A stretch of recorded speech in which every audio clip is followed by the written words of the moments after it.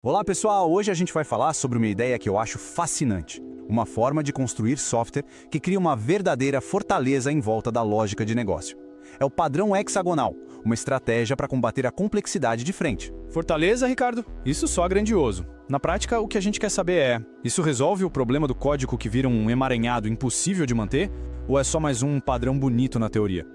Exatamente, Patrícia. E a resposta começa aqui, com essa citação do criador do padrão, Alistair Cockburn. A visão é radical. A aplicação tem que funcionar sozinha, ser testável sem depender de uma tela ou de um banco de dados. É a busca pela autonomia total do negócio. Autonomia total. Lindo no papel. Mas no dia a dia a gente vive de UI e banco de dados. Como a aplicação funciona sem eles? Isso parece pedir para a gente criar um monte de código extra só para fingir que as coisas existem. É que essa dependência é a raiz do problema que a gente sempre enfrenta. A lógica de negócio, que é o ativo mais valioso, acaba ficando presa, acorrentada aos detalhes técnicos da infraestrutura. É o que a gente pode chamar de o velho problema emaranhado. E eu sei bem como é essa corrente. O primeiro culpado é a UI. De repente, uma regra de cálculo de juros está misturada no código de um botão. Aí o time de design quer mudar a cor do botão e, sem querer, quebra o cálculo. Testar isso de forma automática é um pesadelo. Ninguém quer mexer em nada com medo de quebrar o sistema. Exato. E o mesmo acontece do outro lado. A lógica fica tão amarrada ao banco de dados que, se o servidor de banco de dados de desenvolvimento cai, ninguém mais consegue trabalhar. A equipe fica de mãos atadas, o projeto atrasa. Isso não é só um problema técnico, é um risco estratégico. Ok, o diagnóstico está claro. É um problema real. Agora, qual é o remédio? O remédio é uma mudança de mentalidade. A gente precisa parar de pensar em camadas e começar a pensar em dentro versus fora. Imagine que o dentro é o núcleo sagrado da aplicação, o reino onde as regras de negócio vivem. Nosso trabalho é ser o guarda desse reino. Certo, um reino protegido. E qual é a lei desse reino? A lei é a assimetria dentro-fora.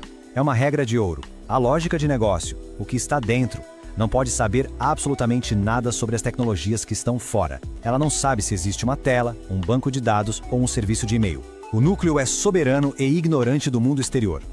Tá, mas e por que hexagonal? Tem alguma coisa a ver com 6 lados? Boa pergunta. E não tem nada a ver com o número 6. É só uma metáfora visual. O hexágono foi usado no desenho original para dar espaço para conectar várias tecnologias diferentes, sem a rigidez de um diagrama de camadas. Pense nele como uma forma que convida múltiplas conexões. Ok, metáforas ajudam, mas vamos para a mecânica. Como esse reino dentro conversa com o mundo fora sem saber que ele existe? É aqui que a teoria precisa encontrar a prática. Perfeito. A mágica acontece com 2 conceitos bem concretos: portas e adaptadores. Eles são os diplomatas e tradutores do nosso reino. Primeiro, a porta. A melhor definição é uma conversa com um propósito. É basicamente um contrato, uma interface que diz o que pode ser feito, mas não como. Por exemplo, uma porta pode se chamar processar pagamento. Ela define a intenção, mas não se importa se o pagamento será feito com cartão, boleto ou Pix. Ah, entendi. Então a porta é o contrato abstrato, a parte limpa. E o adaptador é a implementação concreta, a parte que suja as mãos com a tecnologia. A gente teria um adaptador de cartão de crédito e um adaptador de Pix. E ambos implementam a mesma porta processar pagamento. É isso? Exatamente. Os adaptadores são os tradutores.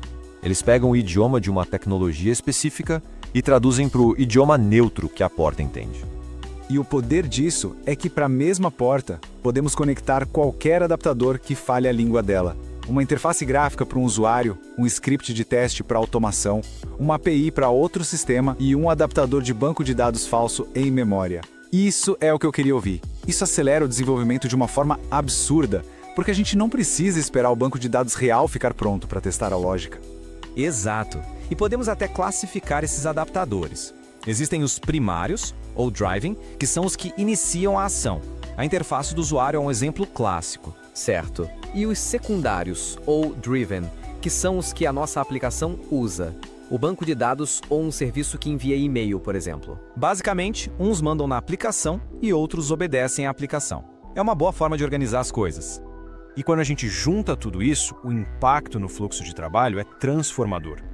podemos de fato construir e testar o coração do sistema em total isolamento, antes mesmo de ter uma tela ou um banco de dados real. Isso, na prática, significa que o time de negócio e os desenvolvedores podem validar as regras de negócio muito mais cedo no processo, sem depender da infraestrutura. Ok, então passo a passo seria esse, né? Primeiro, a gente foca 100% na lógica usando um adaptador de teste e um banco de dados mock. Com o núcleo funcionando, a gente pluga a interface, ainda no ambiente mock, para ser rápido.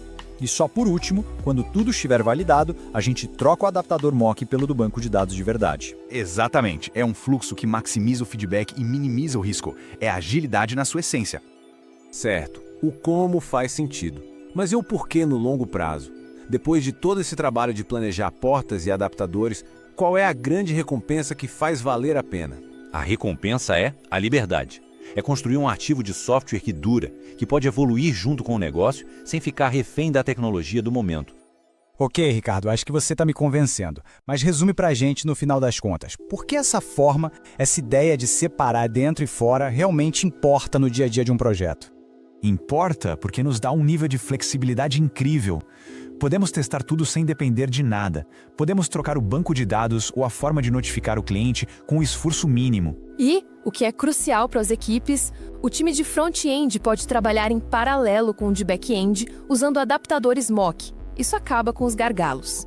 Mas, para mim, o ponto principal é esse. A lógica de negócio fica protegida. A tecnologia envelhece, mas as regras do negócio não. A gente está, de fato, construindo algo à prova de futuro. No fim, eu e a Patrícia chegamos a um consenso. A questão estratégica é essa. A arquitetura do sistema hoje se parece mais com uma fortaleza, com um núcleo protegido ou com um hub de transportes caótico, onde tudo se mistura. E aí, no seu time, quem venceria esse debate?